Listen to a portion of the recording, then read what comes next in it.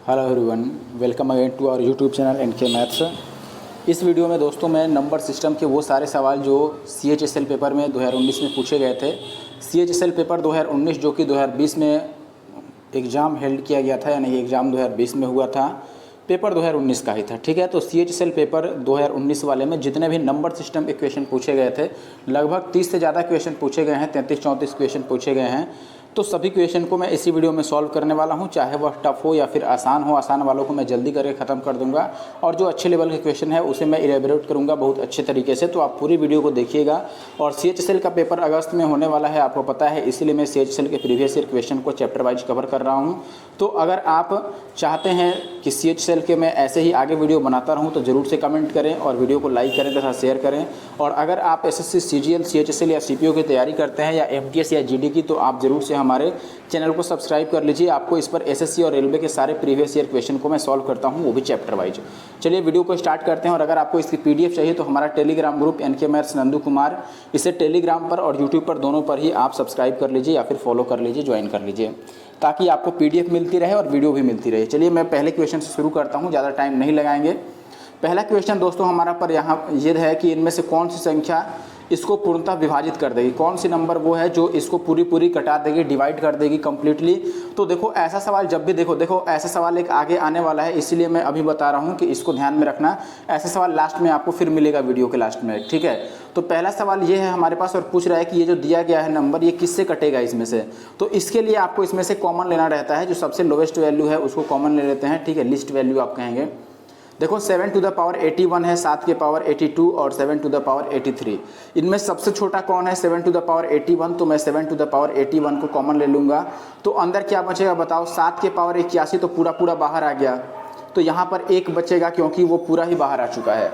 फिर प्लस का सेकंड में है 7 टू द पावर 82, जिसमें से 81 बार 7 तो बाहर आ गया, तो 1 बार 7 अंदर रह गया, तो 1 बार 7। फिर प्लस यहाँ पर कितना बचा है 7 टू द पावर 83 है, इसमें से 81 टाइम से बाहर आ चुका है, तो 2 बार 7 अंदर बचा, 7 2 बार अंदर बचा है, यानी कि 7 का स्क्वायर 49 अंदर बचा है। अब ये कितना हो गया देखो 7 टू द पावर 81, मैं सही से लिख देता हूँ, 7 टू द पावर 81 और इंटू का इनको ऐड करेंगे तो ये कितना आ जाएगा 9 7 16, यानी कि 56 और 1 57, ये 57 आ गया। अब देखो या तो आंसर आपका 57 होता, ठीक है, 57 आंसर होना चाहिए था, लेकिन ऑप्शन में 57 है नहीं। देखो या तो 57 डायरेक्ट मिलता ऑप्शन में तो हम 57 लगा देते, लेकिन अगर 57 नहीं मिला, ऐसे कंडीशन में आपको क्या करना है, इसमें से एक 7 को हटाना है। एक 7 को अगर आप हटा देंगे तो ये बनेगा 7 के पावर 80 और गुना का एक 7 अलग हो गया, पावर 81 था अब 80 रह गया, एक 7 अलग कर दिया हमने और 57 को अलग कर दिया। अब इनको मल्टीप्लाई कर लो तो देखो ये 7 7 जा 49 का 9 हाथ में 4, यानी कि कैरी हो गया 4 और 7 5 जा 35 और 4 कितना हो गया 39। तो यहाँ पर आ गया 339 और 7 टू द पावर 80। अब देखो 339 अपने ऑप्शन में है ए, तो अपना आंसर ए सही उत्तर है, ठीक है। ऐसे आपको करना है, या आप चाहें तो यहीं से ढूंढ सकते थे कि 57 को हम लिख सकते हैं 19 या 57, तो 3 का डिविजिबिलिटी और 19 का डिविजिबिलिटी आप चेक कर सकते थे, ठीक है। दूसरा सवाल देखिए, दूसरा सवाल क्या है हमारे पास, इनमें से कौन सी संख्या 9 से कटेगी। 9 से डिविजिबिलिटी चेक करना है। 9 का रूल क्या होता है, मैं एक बार आपको रिवाइंड करा देता हूँ, ठीक है, रिवाइंड कर लीजिए कि 9 का नियम होता है कि अंकों का योग 9 से कटना चाहिए, ठीक है। जैसे मान लीजिए 123 9 से कटे कि नहीं, तो आप बोले हैं कि 3 और 2 5 और 1 6, इनके अंकों का योग 6 आ गया और 6 9 से नहीं कट रहा है, यानी कि ये नंबर भी 9 से नहीं कटेगा। तो हमें अंकों को जोड़कर देखना होता है, सम ऑफ डिजिट्स 9 से कटना चाहिए, और 3 में भी यही रूल चलता है, ठीक है। तो मैं सम ऑफ डिजिट चेक करूंगा, जैसे पहले में सम ऑफ डिजिट चेक करना है। अब देखो सम ऑफ डिजिट चेक करने में अगर पहले से कोई 9 बन जा रहा है या 9 दिया है तो उसको जोड़ने की जरूरत नहीं पड़ती है, उसको हम काट देते हैं। जैसे देखिए यहाँ पर मैं इस 9 को नहीं जोड़ूंगा, ये 7 और 2 मिलके भी 9 बन रहा है तो इनको भी मैं नहीं लूंगा, बाकी को मैं जोड़ लेता हूँ। तो देखो 8 है, 3 है और 4 है, तो 8 3 11 और 4 कितना हो गया 11 और 4 15 और 15 9 से नहीं कटता है, यानी कि नंबर भी 9 से नहीं कटेगा। दूसरे वाले ऑप्शन में यहाँ पर ये इसमें का नहीं है, ठीक है, ऑप्शन कट गया है तो इसको छोड़ दो, दूसरा को आप, ऑप्शन पूरा आया नहीं है। सी वाले में देखो, सी वाले में आप चेक करेंगे तो आप बोलेंगे देखो 3 और 6 9 हो रहा है, तो इनको तो मैं हटा देता हूँ। फिर ये 2 और 7 9, इनको भी हटा देता हूँ, 7 को और 2 को। फिर बचा हमारे पास 4 और यहाँ पर 1, तो 4 और 1 कितना हो गया 5, और 5 9 के टेबल में नहीं है, यानी कि ये 9 से नहीं कटेगा। ऑप्शन डी बच जाता है। ऑप्शन डी क्या है, 7 है, 3 है, 4 है, 8 है, 9 है और 5 है।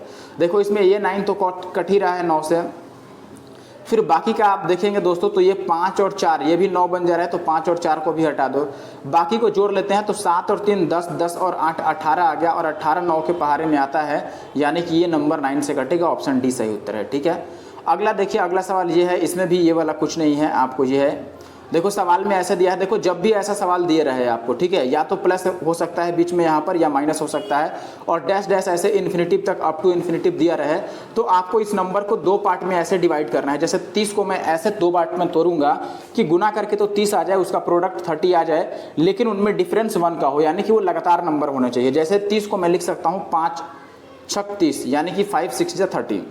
अब देखो इनमें डिफरेंस 1 का है या फिर ये लगातार नंबर है, तो यहाँ पर अगर ऐसा आपने ढूंढ लिया, तो जब आपने ऐसा ढूंढ लिया तो इसमें से बड़ा वाला आंसर हो जाता है। अगर सवाल में प्लस है तो इसमें से बड़ा वाला आंसर 6 हो जाएगा, और अगर सवाल में माइनस होता, सवाल नेगेटिव में होता, तो यहाँ पर आंसर क्या होता, 5 होता। ये याद रखना है। जैसे मान लो अगर 12 ही दिया होता कि √12 है, फिर माइनस में मान लेता हूँ कि माइनस फिर से √12 है, फिर माइनस फिर से √12 है, और ये dash dash up to infinitive है, तो हम बोलते हैं कि 12 को मैं लिख सकता हूँ 4 3 12, और इसमें चूंकि माइनस है इसीलिए छोटा वाला आंसर है 3। तो ऐसे सवाल आपको आने चाहिए। अगला में 3 से कौन कटेगा, 3 से कटने के लिए आपको पता है अंकों का योग 3 होना चाहिए। ये आप चेक कर लीजिएगा कि अंकों का योग 3 किस में होगा। ठीक है, 3 से वही कटेगा। आप चाहे तो चेक भी कर सकते हैं, इसको चेक कर लीजिएगा। जैसे मैं एक चेक करके दिखाता हूँ, पहले ऑप्शन को आप चेक करेंगे तो देखो 3 जहाँ जहाँ बन रहा है उसको हटाएंगे हम पहले। आप देखिए 3 कहाँ कहाँ बन रहा है, पहले 1 मिनट,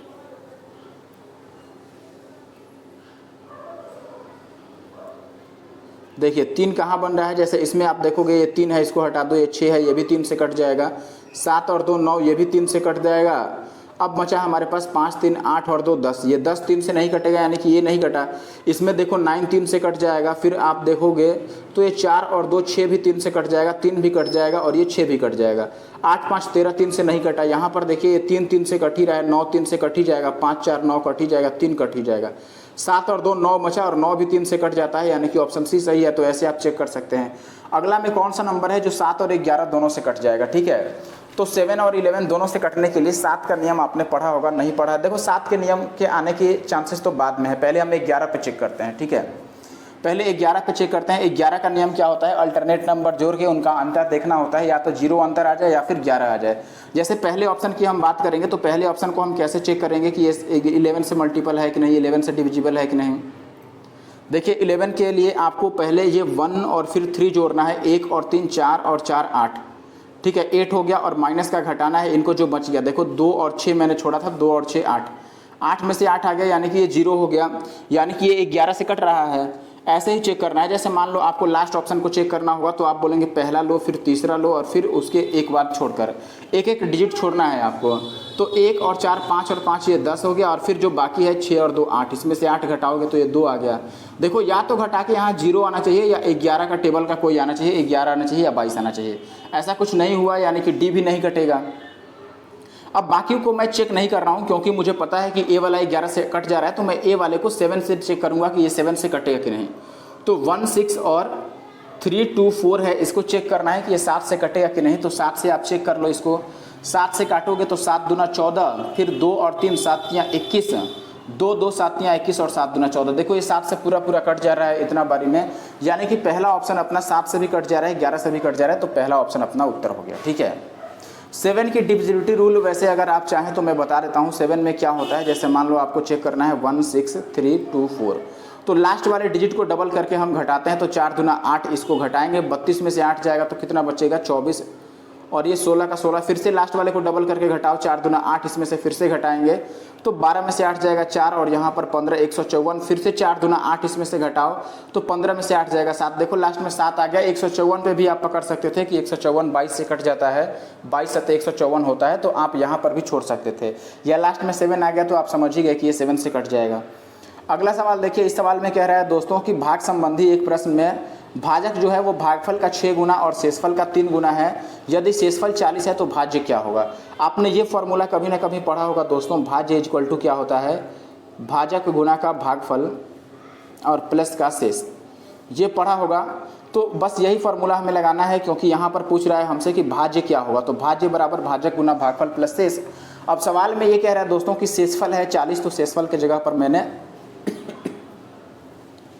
40 रख दिया, ठीक है। जहाँ शेषफल था वहाँ पर मैंने क्या किया दोस्तों, 40 रख दिया। अब आप देखेंगे कि शेषफल की जगह पर तो हमने 40 रख दिया। अभी हमें ज़रूरत है भाजक की और भागफल की। तो यहाँ पर आप देखिए सवाल में और कुछ लिखा है भाजक और भागफल के बदले में कि भाजक और भागफल हम कैसे निकालेंगे। तो हम क्या करेंगे, सवाल के अनुसार इसमें बोल रहा है दोस्तों कि भाजक जो है वो भागफल का 6 गुना है और शेषफल का 3 गुना है। भाजक भागफल का तो 6 गुना है लेकिन शेषफल का 3 गुना है। अब शेषफल अगर 40 है दोस्तों तो इसका 3 गुना होगा भाजक। 3 गुना 40 का 3 गुना ये 120 हो गया, और गुना का भागफल का ये कितना है, 6 गुना। अगर भाजक यानी कि 120 भागफल का 6 गुना है तो भागफल कितना होगा, 6 से भाग करना पड़ेगा 120 को। 120 को 6 से भाग करोगे तो 20 छक 120, इसको निकाल दो तो ये 12 दूना 24 यानी कि 2400 और प्लस का ये 40। 24 और 40 जोड़ोगे तो 2440 आएगा, यानी कि ऑप्शन सी सही है। अगला सवाल देखिए, इनमें से कौन सी संख्या है जो 9 और 11 दोनों से कट जाएगा। तो पहले तो हम 9 की डिविजिबिलिटी चेक कर लेते हैं कि 9 से कटने के लिए हम क्या कर सकते हैं, 9 से कटने के लिए। तो आप बोलेंगे दोस्तों 9 के लिए सम ऑफ डिजिट चेक करते हैं, तो सम ऑफ डिजिट चेक करते हैं। देखो इसमें 9 तो 9 से कट जाएगा, फिर 8 और 1 9, ये पूरा 9 से कट जा रहा है, पहला ऑप्शन। दूसरे की बात करें तो 9 कट जाएगा 9 से, और 8 और 1 9 ये भी कट जा रहा है, यानी कि ये भी हो सकता है। तीसरा में देखो 8 और 1 9, ये इकलौता 1 बच रहा है, यानी कि ये नहीं कटेगा। चौथा में देखो 8 और 1 9 हो गया, ये 7 बच जा रहा है और 7 9 के पहाड़े में नहीं आता है, यानी कि ये भी नहीं कटेगा। अब ऑप्शन ए और बी दो हमारे पास रह गए, इसमें से सही ऑप्शन चुनने के लिए क्या करना होगा, हमें चेक करना होगा कि 11 से कौन कटेगा। तो पहला ऑप्शन था हमारे पास 100, 8 और 9, इसको 11 से चेक करना है तो वैसे ही एक एक अंक छोड़ के लिखेंगे। 1 और 0 1, 1 और 9 10 हो गया। इसमें से घटाएंगे 8 और 0 को जोड़कर, तो 8 10 में से 8 जाएगा 2। ये 11 से नहीं कटा, यानी कि पहला तो आंसर नहीं हो सकता है। अब इकलौता बी ही बचा है, तो बी अपना आंसर हो गया। आप चाहो तो चेक कर लो, ये 100 9 8 है, तो आप जोड़ोगे 1 को 0 में तो 1 आएगा, 1 को 8 में जोड़ोगे तो 9, फिर 9 को 0 में जोड़ोगे तो 9, इनका अंतर कितना आ रहा है, 0, यानी कि ये 11 से कट जाएगा। अगला सवाल देखिए, यहाँ पर अगला सवाल ये है दोस्तों कि इसको 78 से डिवाइड करेंगे, इसको 78 से डिवाइड करेंगे तो रिमाइंडर कितना बचेगा, शेषफल कितना बचेगा। आसान सवाल है। ऐसे में आप क्या करो कि एक ही बार देखो 78 में से 77 को घटा लो, देखो कि 78 से कितना कम है। तो आप बोलेंगे एक कम है, 78 से 77 एक कम है, तो इसको मैं -1 टू द पावर 77 ले लेता हूँ। और प्लस अगली बार फिर से यहाँ पर 77 है, तो ये 77 भी 78 से 1 कम है, तो यहाँ फिर से -1 और नीचे हमने लिख लिया 78। अब देखो -1 के पावर तो अगर इवन नंबर होता है, ऑड नंबर होता है, यानी कि विषम संख्या, तो -1 ही आता है। तो ये -1 आएगा और ये भी -1 आएगा, यानी कि ऊपर तो -2 आ गया और नीचे 78 आ गया। तो मैंने बोला था कि ऐसे केस में जो रिमाइंडर होता है ये ऊपर वाला ही होता है, मैंने क्लास में पढ़ाया भी है। तो यहाँ पर रिमाइंडर -2 होता, लेकिन रिमाइंडर कभी भी माइनस में नहीं बचता है, शेषफल माइनस में नहीं आता है। अगर ये माइनस में आया है तो आपको 78 में से इसको घटाना पड़ेगा। देखो अगर ये प्लस का 2 होता तब तो यही आंसर हो जाता, हम प्लस का 2 आंसर लगा लेते। लेकिन अगर ये प्लस में नहीं है, माइनस में है, तो माइनस में आने के केस में आपको फिर से इसको एक बार घटाना पड़ेगा। तो हम 78 में से 2 को घटाएंगे तो 76 अपना मिल जाएगा, 76 सही आंसर है, ठीक है। जब भी माइनस में रिमाइंडर बचता है तो उसको आपको एक बार घटाना पड़ता है, ठीक है। क्लियर है बात, आगे बढ़ते हैं अभी। अगला सवाल देखिए, सवाल नंबर 11 यहाँ पर कह रहा है कि कौन सा नंबर 6 से कट जाएगा। 6 से कटने के लिए जरूरी है कि नंबर किससे कटे, 3 × 2 6 होता है, तो नंबर 3 से भी कटना चाहिए और 2 से भी कटना चाहिए। अब इस ऑप्शन में देखो बी वाला तो 2 से नहीं कटेगा क्योंकि लास्ट में 3 है, लास्ट में 3 है, ये ऑड नंबर है यानी कि विषम संख्या है, इसीलिए ये 3 2 से तो नहीं कटेगा। और हमारा जो आंसर चाहिए वो 2 और 3 दोनों से कटना चाहिए, तभी तो आंसर 6 से कटेगा। अब 2 से तो हमने चेक कर लिया कि जिसके लास्ट में इवन नंबर है, सम संख्या है, वो 2 से कट जाएगा। अब बात आती है 3 से चेक करने की, तो 3 से चेक करो पहले, तीसरे और चौथे ऑप्शन को। पहले में आप देखोगे कि ये 3 तो 3 से कट जाएगा, 4 2 6 भी 3 से कट जाएगा, लेकिन 8 बच गया और 8 3 से नहीं कटता है, यानी कि ये नहीं कटेगा। सी ऑप्शन की बात करें तो देखो यहाँ पर 6 तो 3 से कट जाएगा, 4 2 6 ये भी 3 से कट जाएगा, एक नहीं कटेगा, यानी कि ये गया। अब एक ऑप्शन बच गया, तो ये अपना आंसर हो गया। आप चाहें तो आगे चेक कर सकते हैं। 12 नंबर सवाल में कह रहा है कि ये जो दिया गया है ये 36 से अगर कट जा रहा है तो a + b का अधिकतम मान क्या होगा।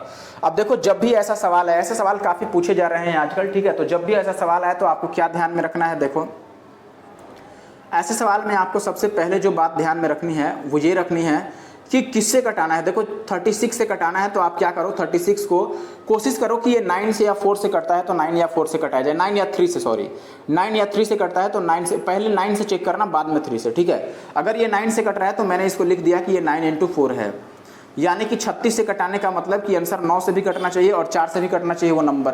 तो नंबर हमारे पास ये दिया हुआ है, ठीक है। अब इसको 4 से कटने के लिए चेक करना है तो 4 का डिविजिबिलिटी रूल क्या है, 4 का विभाज्यता नियम है कि लास्ट का 2 अंक 4 से कटना चाहिए। जैसे मान लो मैं कहूँ कि ये 1280 है, ये 4 से कटेगा कि नहीं, तो आप बोलेंगे कि लास्ट का 2 अंक चेक करो, 80 अगर 4 से कट जा रहा है तो पूरा नंबर भी 4 से कट जाएगा। ठीक है, तो ऐसे ही हम यहाँ पर चेक करेंगे दोस्तों। यहाँ पर हम वही बात करने वाले हैं। देखो 1 मिनट इधर आ जाओ भाई। देखिए यहाँ पर हमारे पास क्या है, यहाँ पर लास्ट में क्या दिया है ये देखो। पहले लास्ट में हमारे पास इसमें दिया हुआ है दोस्तों 4 और B। देखो 4 और B दिया है, तो मैं B की जगह पर क्या रखूं कि ये 4 से कट जाएगा। यानी कि ये समझ लो 4 और उसके बाद कुछ है, तो आप 40 से समझ लो, 40 से 49 तक, 4 के बाद यही आ सकता है, 40 से 49 तक 2 अंक का नंबर। तो 40 से 49 तक कितने ऐसे संख्याएं हैं जो 4 से कटेंगी। तो आप बोलेंगे दोस्तों एक तो 40 खुद है, एक 40 के बाद 44 है और एक 48 है। ये सारे नंबर है जो 4 से कट जाएंगे। लेकिन हमें B का अधिकतम मान बताना है। सवाल में मैक्सिमम वैल्यू पूछ रहा है। देखिए मैक्सिमम वैल्यू, तो हमें बताओ 0 भी रख सकते हैं B की जगह पर, तो भी ये 4 से कट जाएगा। 4 भी रख सकते हैं, 8 भी रख सकते हैं। लेकिन हमसे मैक्सिमम वैल्यू पूछ रहा है, तो हम B की वैल्यू को मैक्सिमम लेंगे, 8 लेंगे। तो हमने ये समझ लिया कि अब B की वैल्यू कितनी आ गई, 8 आ गई। जब ये समझ गए कि B की वैल्यू 8 आ गई, तो इसको वापस से लिख लो। अब 9 की डिविजिबिलिटी चेक कर लेंगे। यहाँ पर कितना है, तो आप बोलेंगे 5 है, 9 है, A है 4 और B की जगह पर हमने 8 ले लिया है। अब इसको चेक करो कि ये कटेगा कि नहीं कटेगा। किससे चेक करना है हमें, अब हमें चेक करना है ये 9 से। ठीक है, हमने 4 का तो चेक कर लिया, अब 9 से चेक करना है। तो 9 के लिए आप देखिए यहाँ पर ये 9 तो कट ही जा रहा है 9 से, बाकी 5 और 4 9 ये भी बन जा रहा है। तो बचा हमारे पास 8 और 4 12। 12 में A की वैल्यू यानी कि कुछ जोड़ना है और ये 9 का मल्टीपल आ जाना चाहिए। अब बताओ 12 के बाद 9 के मल्टीपल कौन सा है। 12 के बाद 9 से कटने वाले कौन सी संख्या है, तो आप बोलेंगे भाई 18 है 12 के बाद। तो 12 के बाद अगर 18 9 से कटने वाली संख्या है, तो देखो 12 में क्या जोड़ना पड़ेगा, 18 लाने के लिए 6 जोड़ना पड़ेगा। यानी A का मान कितना हो गया, 6। A का मान 6 हो गया और B का मान हमने 8 निकाला था, और दोनों का हमसे जोड़ पूछ रहा है। तो 8 और 6 कितना हो गया दोस्तों, 14। तो ऑप्शन C अपना सही उत्तर है। अगला सवाल देखिए, 9 से विभाज्य इतना की 2 निकटतम संख्याएं बताना है। ये खुद से कर लेना। 9 से कटने के लिए मैंने बोला था कि अंकों को जोड़ लेंगे। ठीक है, ये सवाल देखिए, अगर ये संख्या 9 से कट रहा है तो P का मान बताना है। फिर से सेम तरीके का सवाल आ गया। अब 9 से कट रहा है तो हमें P का मान बताना है। तो हम फिर से काम वही करेंगे, इसको लिख लेते हैं एक बार कि ये कितना दिया गया है, या फिर मैं इसी को बड़ा कर देता हूँ। देखिए हमने ये कह दिया दोस्तों कि अगर ये 9 से कट रहा है, तो देखो 9 से कटने का नियम चेक करो। ये 7 और 2 9, ये तो 9 बन गया, ये भी 9 बन गया, ये 4 और 5 भी 9 बन गया, इनको भी हटा दो। अब बच गया हमारे पास केवल P 6 और 1। तो 6 और 1 7 प्लस P आ गया। अब बताओ 7 के बाद 9 से कटने वाला कौन सा संख्या है, तो आप बोलेंगे 7 के बाद 9 से कटने वाला 9 खुद ही है। ठीक है, तो P का मान कितना होना चाहिए, यानी कि 7 में क्या जोड़ें कि 9 बन जाए, तो आप बोलेंगे 2 जोड़िए। तो 2 आंसर हो गया अपना ऑप्शन C। अगला सवाल फिर से उसी तरीके का है लगभग। देखिए सवाल में ये कह रहा है कि ये एक नंबर है 8 अंकीय। हिंदी में थोड़ा सा एरर है, आपको इंग्लिश वाले से समझना पड़ेगा। देखिए इफ़ 8 डिजिट नंबर, ये एक 8 अंक का नंबर है और ये 72 से पूरा डिविजिबल है, यानी कि 72 से पूरा कट जाता है। तो इसका हमें लिस्ट वैल्यू यानी कि न्यूनतम मान बताना है कि 2A + B का न्यूनतम मान क्या होगा, लिस्ट वैल्यू क्या होगा। ठीक है, मिनिमम वैल्यू। तो हम यहाँ पर ये कहेंगे कि देखो जब ऐसा सवाल आ गया, तो हम जैसे आपको बताए थे कि 36 वाला था, तो मैंने बोला था कि 9 से इसको कटाने का चेक करो। 9 चौका 36 हमने कर दिया। वैसे ही यहाँ पर 72 है 72, तो 9 से अगर कटेंगे तो ये 9 8 जा, बात समझ रहे हो, 9 8 जा हो रहा है। तो हमें यहाँ पर 9 और 8 की डिविजिबिलिटी चेक करनी होगी। अब 9 का क्या होता है, 9 का तो आपने पढ़ा होगा कि 9 का नियम है कि अंकों का योग 9 से कटना चाहिए। 8 का क्या होता है दोस्तों, 8 का होता है कि लास्ट का 3 अंक 8 से कटना चाहिए। जैसे 4 में लास्ट का 2 अंक 4 से कटना चाहिए, वैसे ही 8 में लास्ट का 3 अंक 8 से कटना चाहिए। तो हम बोलेंगे कि लास्ट में 3 अंक क्या है, तो आप बोलेंगे लास्ट में 3 अंक है B 1 और 2, ये है लास्ट में 3 अंक। अब इसे आपको चेक करना है कि ये कटेगा कि नहीं कटेगा भैया 8 से। तो B के जगह पर बताओ हम क्या रख लें कि ये 8 से कटेगा। तो आप बोलेंगे कि B के जगह पर हम 1 भी रख सकते हैं, 0 भी रख सकते हैं। देखो अगर 0 रखते तो 0 1 2, 1 रखते तो 1 1 2, 2 रखते तो 2 1 2। इनको चेक करते जाओ कि 8 से ये कब कटेगा। जब 0 रखा गया है तो ये तो 12 ही है, 8 से नहीं कटेगा। जब 112 रख गया तो ये 8 से कटेगा, 8 एक बार में, और 8 चौके 32, 14 8 112 होता है, ये कट जा रहा है। यानी कि हमने मान लिया कि देखो अब इसके आगे और भी हो सकता है कि 2 3 4 आगे और भी हम रखें तो 8 से कट जाए। लेकिन चूंकि हमें न्यूनतम वैल्यू बतानी है, लिस्ट वैल्यू बतानी है, तो सबसे छोटा हमें 1 मिला है, तो हम 1 को ही रख लेंगे। 0 पर तो ये 8 से कटा नहीं, 1 पर कट गया, तो हम B की वैल्यू को मान लेंगे कि कितना हो गया 1। अब B की वैल्यू 1 हो गई दोस्तों। तो 72 के लिए मैंने बोला था कि किससे चेक करना है आपको, 8 × 9 से चेक करना है। तो हमने 8 का तो चेक कर लिया, अब 9 की बारी है। 9 के लिए हम इसको लिख लेते हैं एक बार इधर, ये 1 है, ए है, 7 है, 6 है, 5 है, बी है, तो बी नहीं लिखेंगे। अब बी की जगह पर हमने कितना ले लिया 1 और फिर 1 और 2। अब चेक कर लो 9 के लिए रूल क्या है दोस्तों कि जोड़कर 9 बन जाए, तो देखो 5 और 1 6 और 1 7 और 2 9, ये तो 9 बन गया तो ये नहीं लेंगे।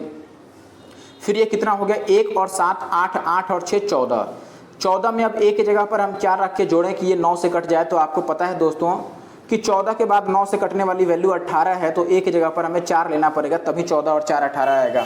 14 के बाद 9 से कटने वाली वैल्यू 18 है, इसका मतलब साफ है दोस्तों कि ए की जगह पर 4 लेना है। तो हमने ये मान तो निकाल लिया कि ए का मान कितना होगा भाई, ए का मान होगा 4 और बी का मान 1 होगा। तो हमें क्या निकालना है, देखो हमें निकालना है 2a + b। तो ए की जगह पर अगर 4 रखेंगे तो ये 4 दूना 8 आ जाएगा, और प्लस बी की जगह पर 1 रखेंगे तो ये 3 एकम 3 ही आएगा। तो 8 और 3 कितना होगा 11, यानी कि ऑप्शन डी अपना सही उत्तर है। ठीक है, आगे बढ़ता हूँ और अगले सवाल पर आता हूँ। देखिए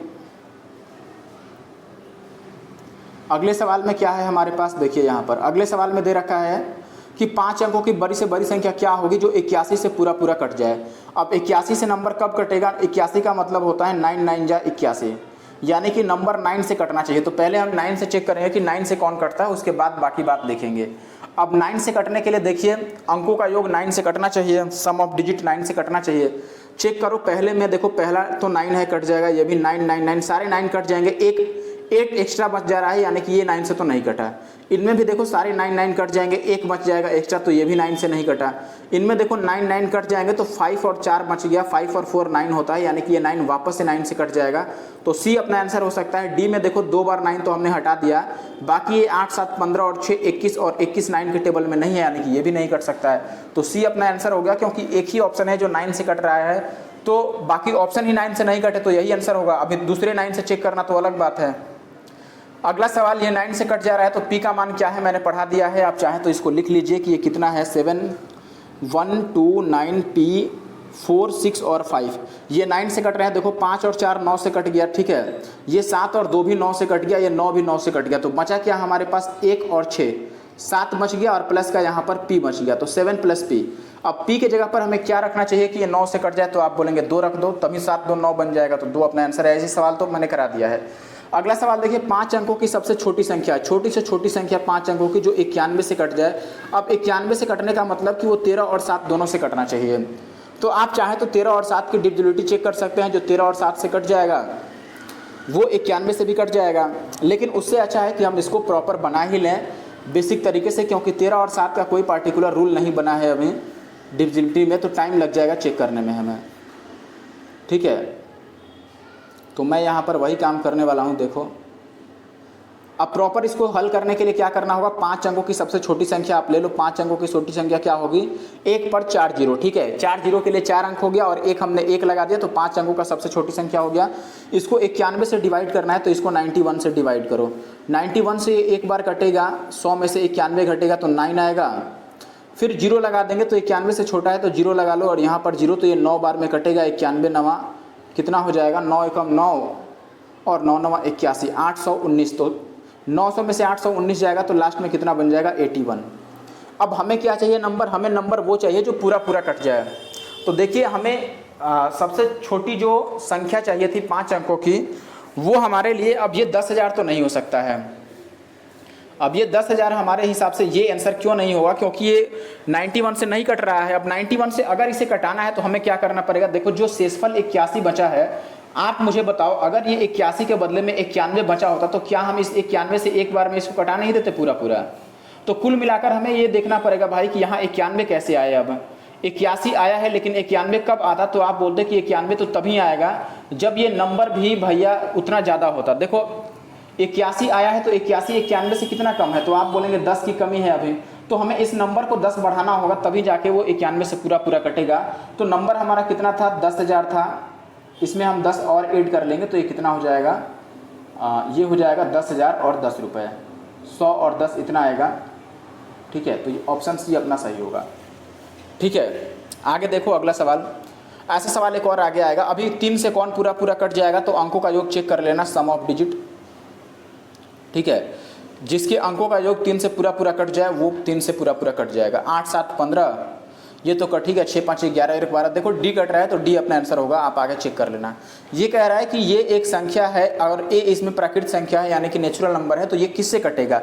ऐसे केस में आप क्या करो कि ए के जगह पर कोई भी वैल्यू ले लो, 1 2 3 4 कुछ भी रख लो। तो अगर मैं ए के जगह पर 1 रखूंगा तो ये कितना बनेगा, देखो 7 और ए है तो ए के जगह पर 1 का स्क्वायर, फिर प्लस 7 और ए है तो उसके जगह पर मैं 1 लिख दूंगा। तो ये हो जाएगा 7 एकम 7 और प्लस ये 7 एकम 7, तो 7 7 14 आ गया। यानी कि आंसर वो होगा जो 14 को कटा दे।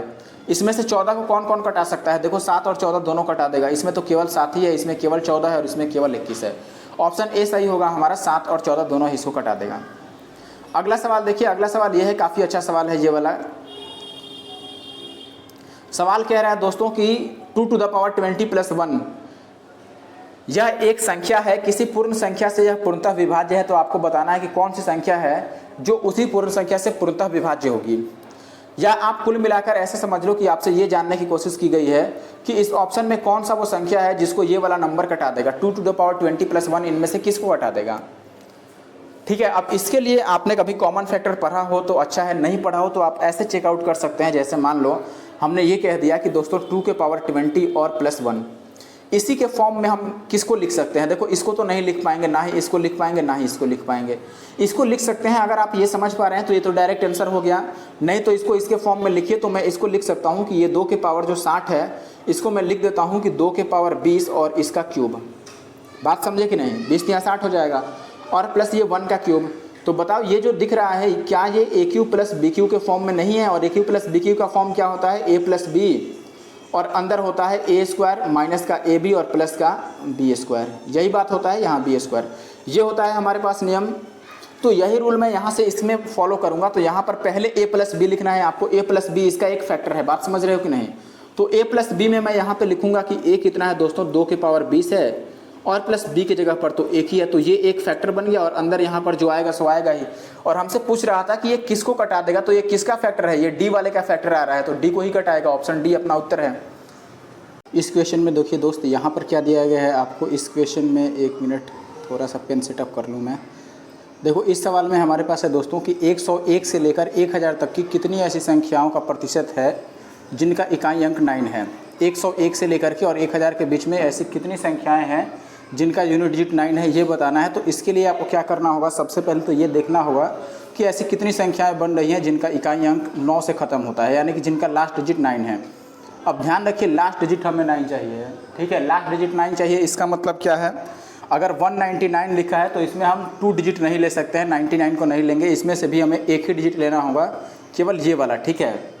अब यहाँ पर देखो इसका मतलब 199 भी है तो हमें एक ही 9 काउंट करना होगा उसमें से। अब सबसे पहले हम ये चेक करते हैं कि 101 से लेकर के और 200 के बीच में कितनी संख्याएं ऐसी होंगी जिसका लास्ट डिजिट 9 होगा, ठीक है। देखो तो इसके लिए मैं क्या करता हूँ, मैं ये कर देता हूँ ना कि 101 से लेकर और 110 तक कितना ऐसा संख्या मिलेगा जिसमें लास्ट का अंक 9 होगा। तो आप बोलेंगे 109 इकलौता अंक है, यानी कि एक बार 9 मिलेगा।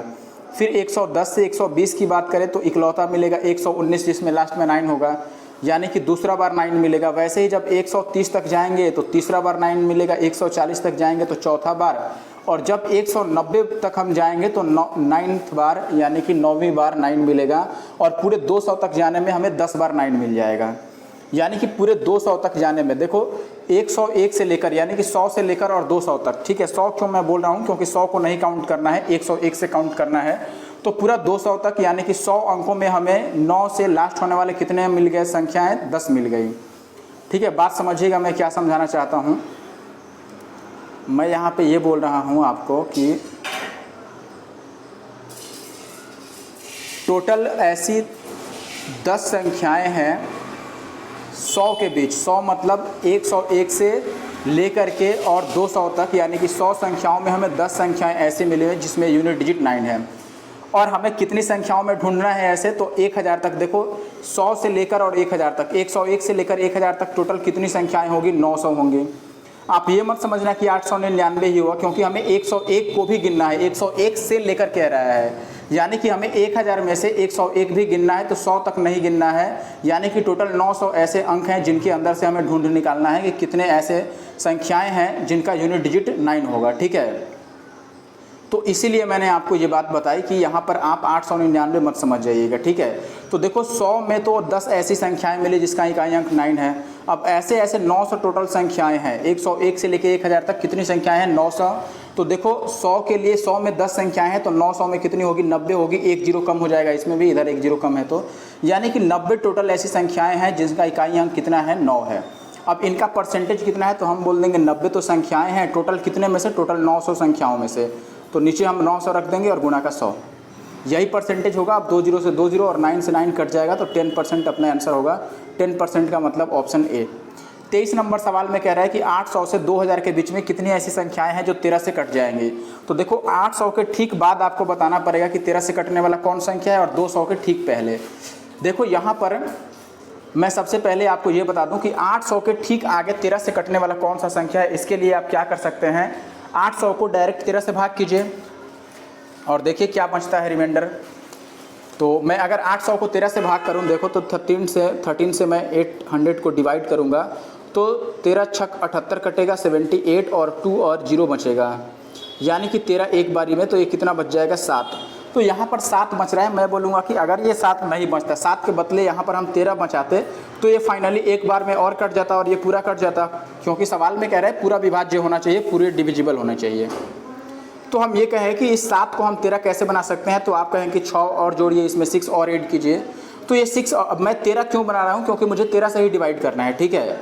अब मुझे 6 ऐड करना है, तो 6 इसमें ऐड ना करके मैं पूरे फाइनल नंबर में ऐड करूँगा। मुझे 800 को डिवाइड करना था, तो इसमें मैं 6 ऐड कर दूंगा, तो ये कितना हो जाएगा दोस्तों, 806। ऐसा मैं एक सवाल बताया था 91 से, जिसमें भाग किया गया था, आपको याद हो तो 806 जो है ये 800 के बाद पहला नंबर है जो 13 से कटेगा, ठीक है। तो मैं ये समझ लेता हूँ कि ये ए की वैल्यू हो गई 806, यानी कि पहला नंबर जो 13 से कटेगा। वैसे ही आखिरी नंबर 2000 के ठीक पहले हुआ जो 13 से कटेगा, तो 2000 को 13 से भाग करो, 13 से डिवाइड करोगे तो 13 एक बार में कटेगा। यहाँ पर 13 तो कितना बचेगा, 7, 0 और 13 बचे 65, तो 5 बच जाएगा, और 0 तो 13 यहाँ 39 है, यानी कि लास्ट में 11 शेष बच रहा है। अब ये जो 11 शेष बचा है, मैंने भाग छोड़ कर लगाया है, तो आप ये मत समझना कि भाग सही से क्यों नहीं लगाया आपने। अब ये जो 11 शेष बचा है दोस्तों, यहाँ पे ये 11 अगर शेष नहीं बचा होता तो ये नंबर 13 से कट जाता। अब 11 शेष कब नहीं बचेगा, जब 11 को पहले ही हम घटा दें 2000 में से, ठीक है, क्योंकि हमें 2000 से पहले का चाहिए। अगर 2000 से बाद का चाहिए होता तो मैं इसी के जैसा करता कि इसको 13 बना देता। 11 को 13 बनाने के लिए 2 चाहिए, तो मैं 2000 में 2 जोड़ देता।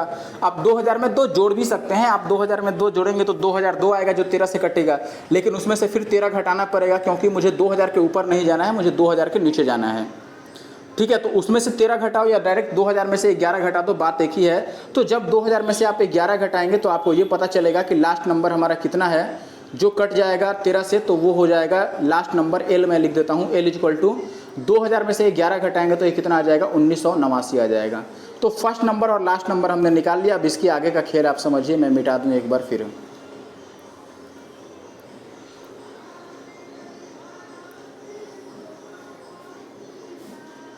देखो अब इतना बात अगर आप समझ गए तो इसके आगे क्या है खेल, ये समझिए। जब भी आपको ऐसे नंबर बताना हो तो नंबर इज इक्वल टू क्या होता है दोस्तों, लास्ट नंबर माइनस का फर्स्ट नंबर और बाई डी। डी मतलब कॉमन डिफरेंस, आपने अरिथमेटिक प्रोग्रेशन पढ़ा होगा एपी समांतर श्रेणी, और प्लस का 1। तो यहाँ पर मैं यही करने वाला हूँ। लास्ट नंबर है हमारा 1989, इसमें से जब 806 घटाइएगा तो ये आ जाएगा 1183, और बाई डी का मतलब कितना हो जाएगा, 13 और प्लस का 1, ठीक है। अब 13 से इसको काटेंगे तो 13 से कट जाएगा 13 9 117 और 1 91 बार में, और प्लस का 1, तो ये कितना हो गया 92। 92 का मतलब हो गया ऑप्शन बी अपना सही उत्तर है। आगे बढ़ते हैं क्वेश्चन नंबर 24 में। देखो ये कह रहा है कि 29 का पावर 41 प्लस 37 का पावर 41, इसको अगर 33 से डिवाइड करें तो आपका जो रिमाइंडर होगा वो क्या बचेगा, शेषफल क्या होगा। तो ऐसे सवाल में मैंने आपको पहले पढ़ाया है नंबर सिस्टम में, आपको अगर याद नहीं हो तो मैं वापस से रिवाइज करा देता हूँ एक बार, ठीक है। देखो क्या होता है दोस्तों कि जब भी a के पावर n लिखा हो और प्लस b के पावर n लिखा हो, और n यहाँ पर क्या हो, ऑड नंबर हो। ऑड से मेरा मतलब है हिंदी में विषम संख्या हो, ठीक है। तो ऐसे कंडीशन में इसका एक फैक्टर जो आता है, एक इसका जो गुणनखंड आता है वो आता है a प्लस बी, ठीक है। तो वैसे ही मैं बोलूँगा दोस्तों, यहाँ पर पावर दोनों का 41 41 है, ऑड नंबर, तो इनका जो एक फैक्टर होगा मतलब गुणनखंड होगा वो क्या होगा, 29 को और 37 को जोड़ देंगे। 29 और 37 कितना होता है 66। तो इनका एक फैक्टर 66 है। अब जब इसको हम 33 से डिवाइड करेंगे बताओ, तो 33 से तो ये पूरा कट जाएगा, 33 दूना 66, यानी कि रिमाइंडर क्या बचेगा 0। शेषफल कुछ नहीं बचेगा क्योंकि 66 33 से कट जाता है, तो रिमाइंडर 0 हो गया। आगे देखो कह रहा है कि इस नंबर को जब 8 से डिवाइड करेंगे तो n का मान क्या होगा कि ये 8 से पूरा पूरा कट जाए। तो 8 से कटाने का नियम क्या होता है, लास्ट का 3 अंक 8 से कट जाए।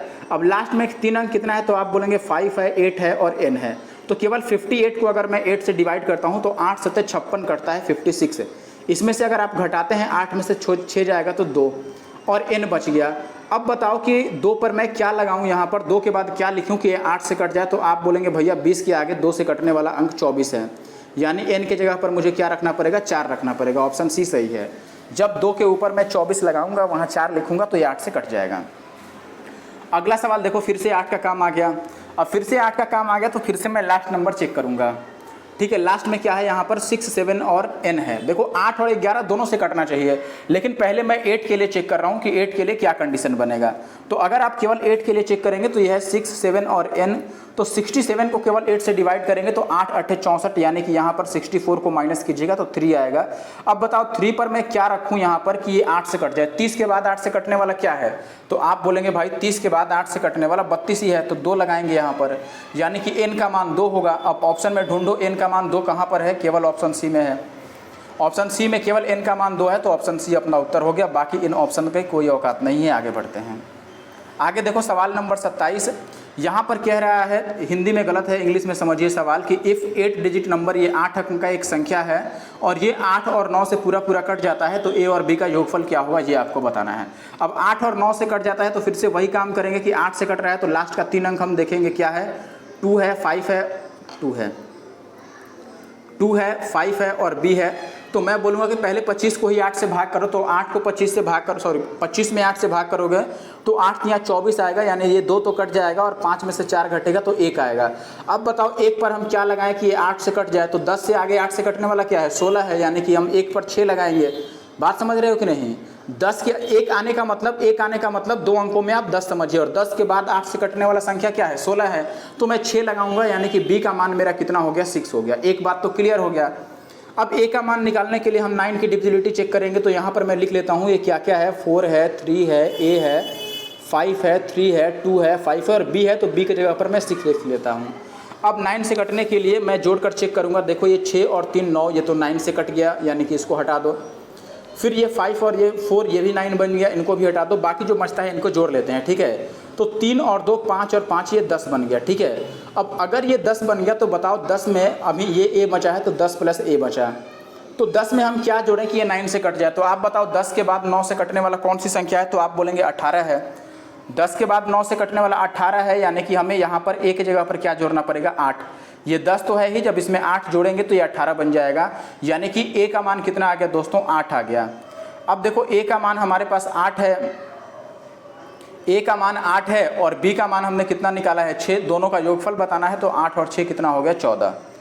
अगला सवाल देखिए, क्वेश्चन नंबर 28। ये नंबर किससे कटेगा, ऐसा मैंने एक नंबर में ही सवाल बताया है। इसके लिए आपको कॉमन लेना पड़ेगा, सबसे छोटा वाला। देखो ये 2 के पावर 25 है, ये 26 है, ये 27 है, सबसे छोटा कौन हुआ, 2 के पावर 25। तो इसको हम कॉमन ले लेंगे, तो अंदर क्या रह जाएगा, देखो जब 2 के पावर 25 पूरा बाहर आ गया तो अंदर तो 1 बचा, फिर प्लस 2 के पावर 26 में से 2 के पावर 25, 25 बार बाहर आ गया तो 1 बार 2 अंदर बचेगा, तो 2 मैंने 1 बार लिख दिया। प्लस ये देखो 27 बार 2 था, जिसमें से 25 बार बाहर आ गया, तो 2 बार 2 अंदर बचेगा। 2 बार 2 का मतलब 2 दूना 4 बचेगा। तो ये कितना हो गया, 2 के पावर 25 और गुणा का इनको जोड़ेंगे, 4 2 6 और 1 7। तो यहाँ बाहर जो आ रहा है 7, ये अपने आंसर है। मैंने पहले सवाल में बताया था कि अगर 7 बाहर जो आ रहा है ये ऑप्शन में नहीं है, तो इसमें से 1 2 इसमें चिपका देंगे, तो 14 आंसर हो जाता है ऐसे में। अगला सवाल देखिए, ये नंबर 9 और 5 से कट जाता है, तो a और b का योग क्या है। अब 9 और 5 से कट जाता है तो पहले हम लास्ट नंबर देखेंगे कि 5 से कटता है, तो बताओ उसके लिए b का मान क्या हो सकता है। यहाँ पर लास्ट में कितना है, तो आप बोलेंगे b है। तो लास्ट वाला नंबर देखो, 5 का रूल क्या होता है, 5 का रूल होता है कि लास्ट जो नंबर है, लास्ट डिजिट जो है, लास्ट डिजिट ये 0 होना चाहिए या 5 होना चाहिए, ठीक है। 0 या 5 होना चाहिए लास्ट डिजिट, तभी ये 5 से कटेगा। अब आप सोचेंगे कि 0 रख लें कि 5 रख लें, तो देखो अगर सवाल में ये योग न्यूनतम पूछता तो मैं छोटा वैल्यू रखता 0 और अगर अधिकतम पूछता यानी कि मैक्सिमम वैल्यू पूछता तब हम यहाँ पर 5 रखते, बड़ी वाली वैल्यू। लेकिन सवाल में मिनिमम मैक्सिमम कुछ नहीं दिया है तो हम ये आसान वाला रख लेते हैं, अपना 0 में रख देता हूँ यहाँ पर।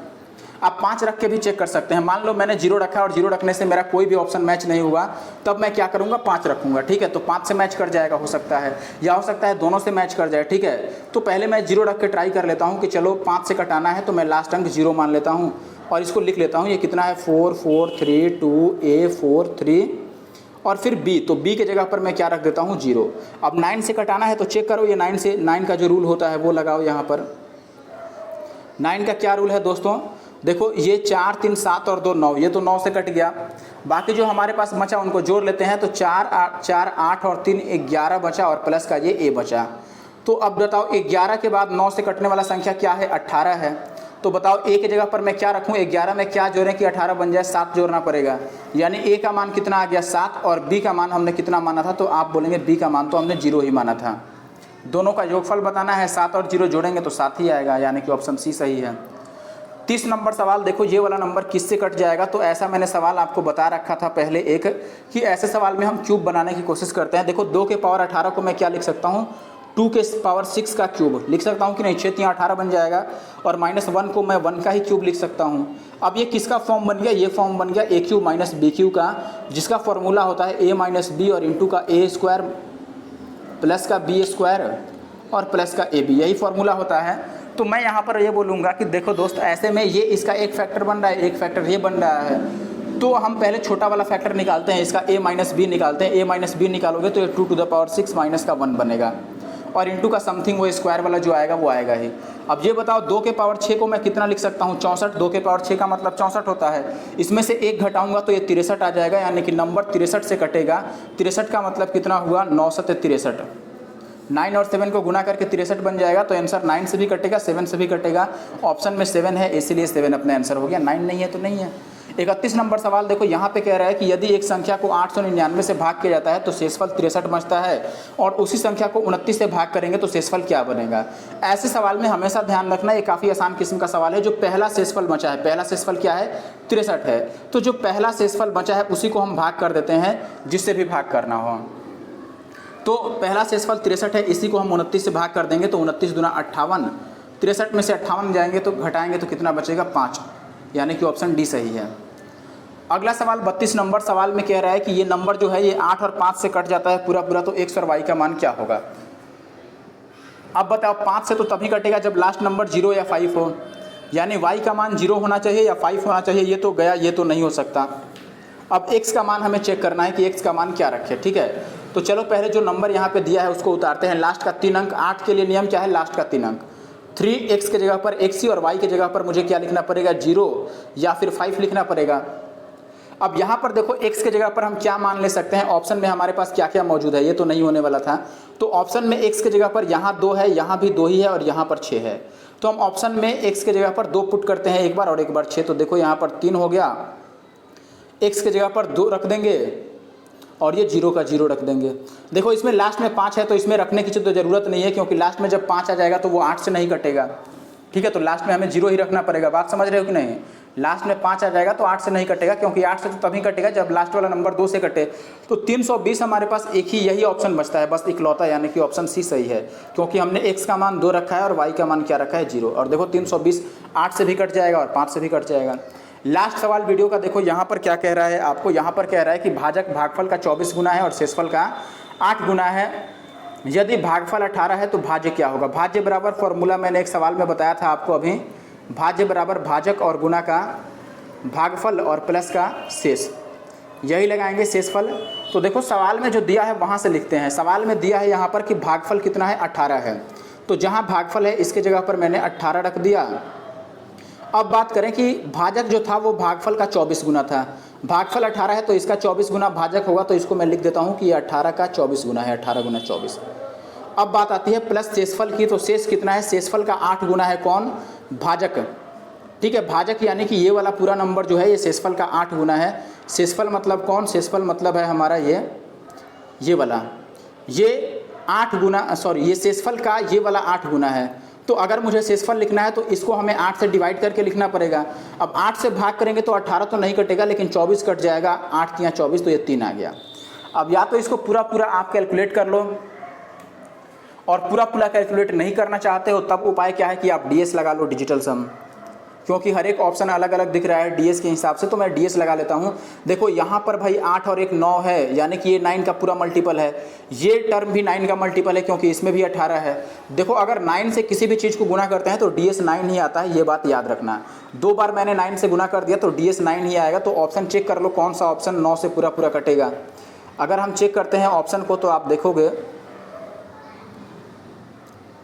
देखो यहाँ पर पहला ऑप्शन क्या है हमारे पास, 7 3 10 और 8 18। ये 18 बन रहा है और 18 9 से कट जाता है, यानी कि ये नंबर ही 9 से कटेगा। तो ये हमारा आंसर हो सकता है। बाकी का चेक करो, क्या ये कटेगा? 7 3 10 6 16 ये तो नहीं कटेगा। ये 5 4 9 7 बच गया, नहीं कटेगा। और ये 8 4 12 और 7 19 नहीं कटेगा। तो केवल एक ही ऑप्शन बच गया, ऑप्शन ए अपना सही उत्तर है। ठीक है, तो वीडियो को यहीं पर ख़त्म करते हैं। वीडियो कैसा लगा जरूर से कमेंट करना, और अच्छा लगे तो वीडियो को लाइक और शेयर कर देना।